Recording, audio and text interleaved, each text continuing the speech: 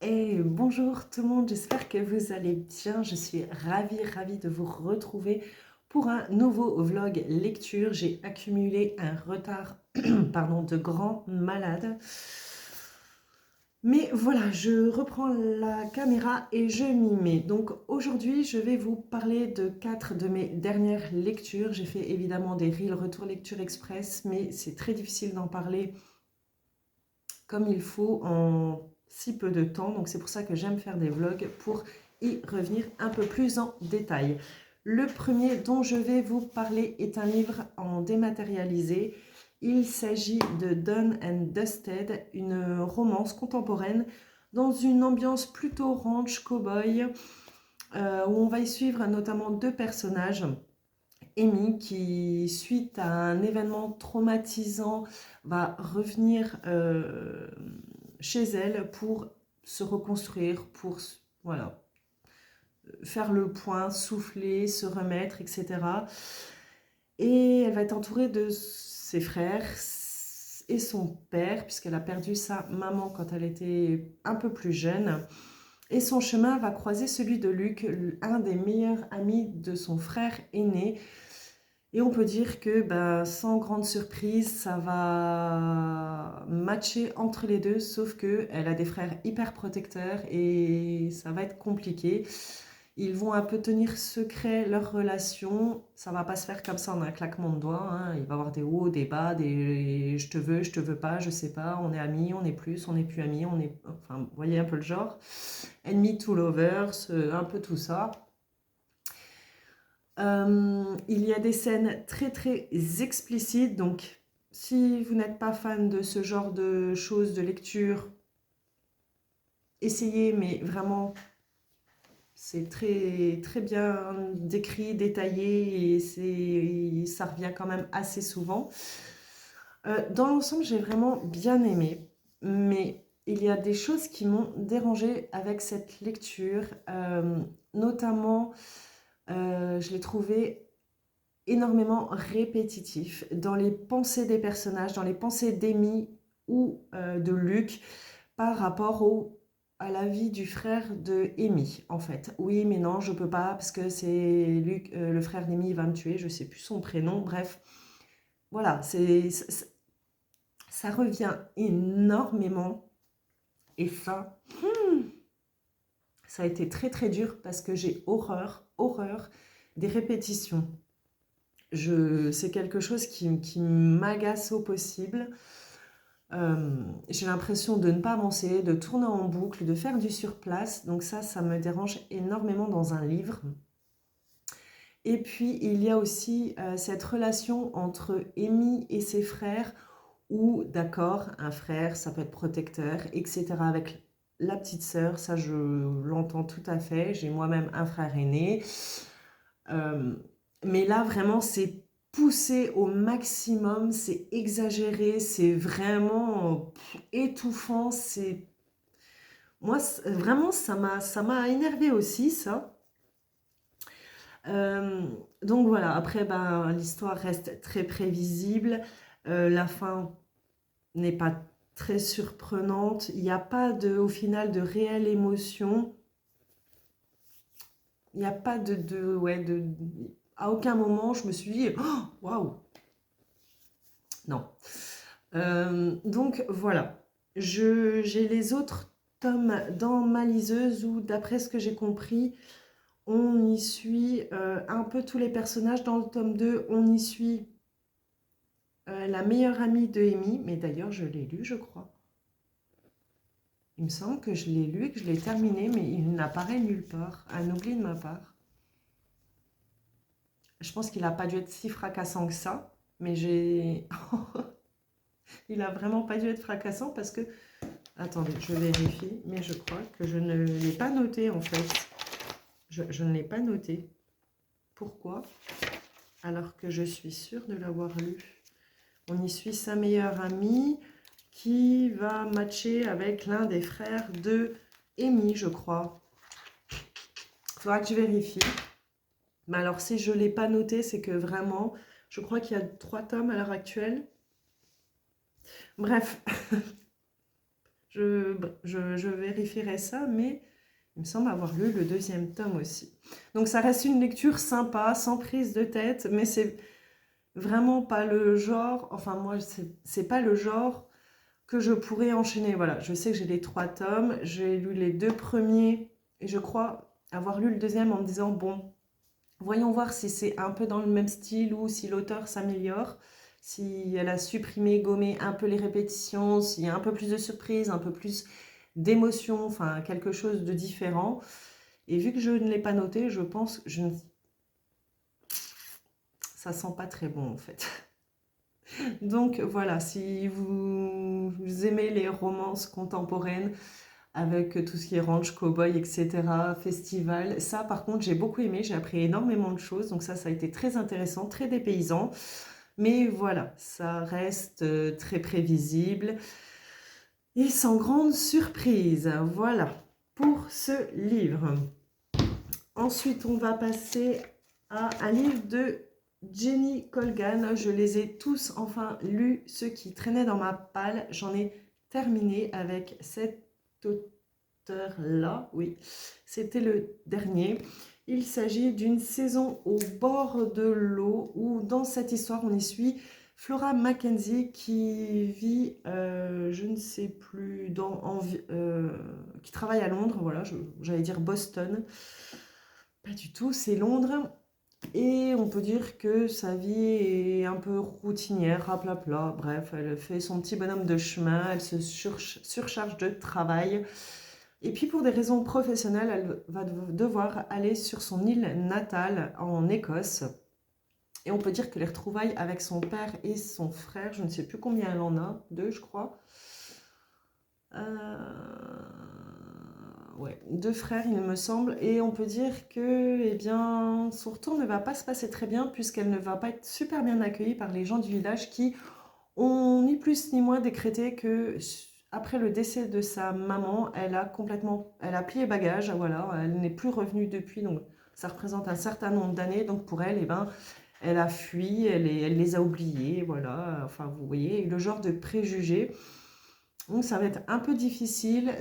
La communication avec son père, qui est assez taciturne, va se faire, mais vraiment de manière très délicate.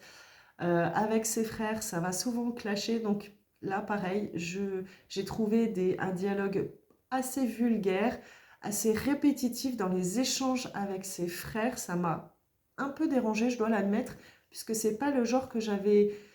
Mais c'était pas coutumier de l'auteur. Je dois dire que dans ses autres livres, je n'ai pas eu ce souci-là, mais avec ce titre, ça m'a vraiment pété aux yeux.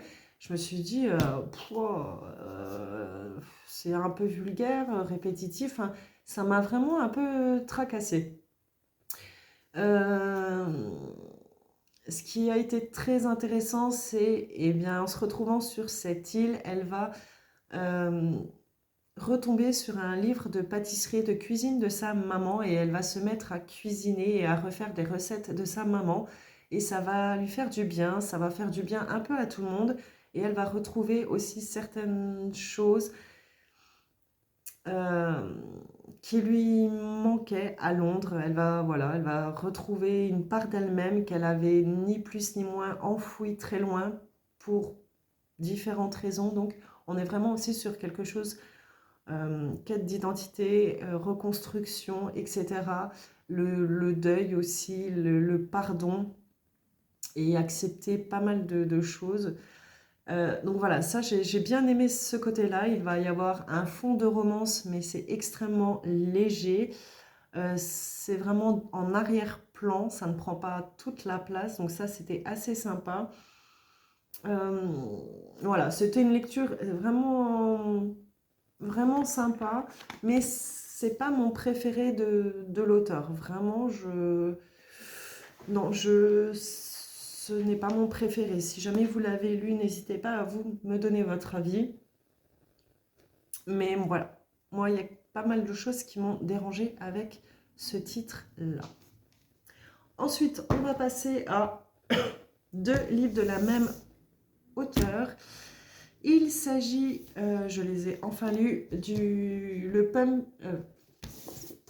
dans le bon ordre, ça irait mieux. Ça ira mieux. Le Pumpkin Spice Café de Laurie Gilmore, où dans cette histoire, on y suit Jenny qui va reprendre le café de sa tante, il me semble, dans la petite ville de Dream Harbor, où je dois dire que moi, j'aimerais beaucoup vivre. C'est vraiment une chouette petite ville, avec des personnages, pour certains délirants, pour d'autres antipathiques, mais pas dérangeants, des farfelus, on trouve de tout. Et puis l'ambiance automnale, les festivals, les citrouilles, les cafés, les pâtisseries, enfin bref, vous voyez un peu le genre.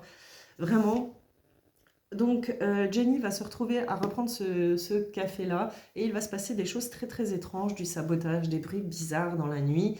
Et son chemin va croiser celui de Logan, qui est lui très mystérieux, très silencieux, très froid de prime abord. On ne comprend pas trop pourquoi, mais ceci dit, qui déborde de gentillesse et qui va lui proposer de l'aider à découvrir ce qui se passe dans son café, qui sabote comment dire, son frigo, je sais plus quoi, et qui ouais, fait du bruit la nuit, qui cherche à l'effrayer, enfin bref, il y a tout un truc comme ça. Et forcément, eh bien, Jenny et Logan vont se rapprocher. Attention, c'est assez explicite, ils ont mis qu'une petite flamme, alors soit c'est moi qui ne lis pas assez de ce genre de romance, mais franchement, moi j'aurais monté un peu plus parce que ouais, c'est assez chaud patate quand même à certains moments. Mais voilà, ça reste une histoire vraiment chouette. J'ai beaucoup aimé le maire de la ville, me fait mourir de rire, vraiment. Et puis, vous savez, c'est vraiment l'ambiance un peu Gilmore Girl, pour ceux qui connaissent, avec ces réunions avec le maire et tous les villageois où on traite des sujets. Et ça part toujours un peu en cacahuète, avec des trucs complètement délirants, qui sont drôles. Euh, Vraiment, ouais, j'ai bien aimé, j'ai beaucoup aimé. Je suis contente d'avoir pu enfin le lire, puisque depuis le temps que je le voyais passer partout, je me suis dit, et puis vraiment, les éditions H ont fait un boulot absolument magnifique sur la couverture, et franchement, pour le prix moins de 20 €, je trouve que c'est extrêmement raisonnable quand je vois certains prix de livres où la couverture n'a rien de spectaculaire et le livre est bien à 22, 23 €, voire plus. Ça me... Mais bon, après, on sait comment sont attribués les prix des livres. C'est par rapport aux auteurs, à leur classement, à leur machin. Mais voilà, c'est quelque chose, moi, pas qui me dérange, mais bah, la couverture, c'est quand même important, je trouve. Enfin, je sais pas, j'aime beaucoup, moi, les jaspages comme ça, ça attire l'œil. Enfin bref, on va pas se lancer dans un débat comme ça, c'est pas le but de la vidéo. Donc voilà, ravie d'avoir pu enfin découvrir ce livre. Si jamais vous l'avez lu, n'hésitez pas à m'en parler en commentaire, je serai ravie de vous lire. Et j'enchaîne eh bien, avec le tome 2 de la même auteure. Il s'agit du livre La librairie de Cinnamon Roll, où on y suit Hazel, à l'aube de ses 30 ans, se rend compte qu'elle n'a absolument rien vécu, qu'elle a une vie plate, monotone, contrairement à ses amies qui, elles, ont toujours quelque chose de dingue à raconter, de choses qu'elles ont faites, essayées ou pas, sauf que Hazel est très timide, très réservée, voilà, elle a une routine très bien huilée, on peut dire ça. Et un jour, dans sa librairie, au creux d'un livre, elle va trouver un message assez étrange qui va lui suggérer de faire quelque chose d'assez peu conventionnel.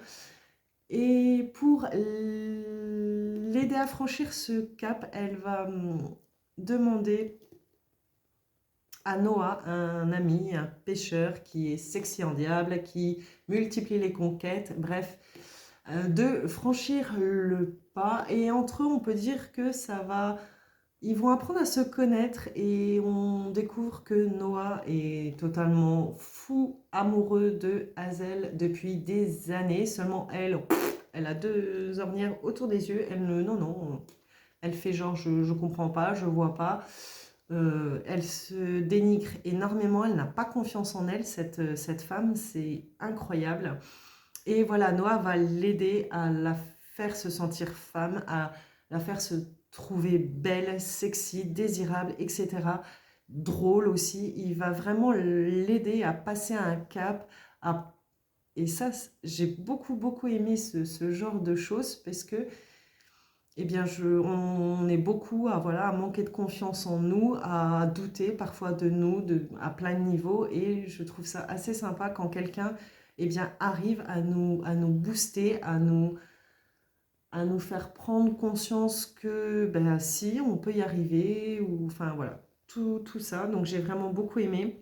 Donc ils vont vivre ensemble durant l'été un tas d'aventures, d'expériences que Hazel va être ravie de pouvoir faire au final. Elle va se découvrir à bien des niveaux. Forcément, ça va matcher au fur et à mesure entre eux.